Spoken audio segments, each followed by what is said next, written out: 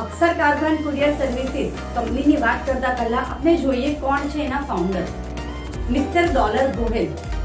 કે જેને MBA ફાઇનાન્સમાં પોતાની ડિગ્રી લીધી અને આ સાથે લોની ડિગ્રી પણ હાસિલ કરી છે, ટેક્સેશન, કોર્પોરેટ લો, ઇમ્પોર્ટ એક્સપોર્ટના લાયસન્સ પણ ધરાવે છે. કહેવાય છે ને NBCCમાં જોબ કરવી એ દરેક વ્યક્તિ માટે એક સપનું હોય છે,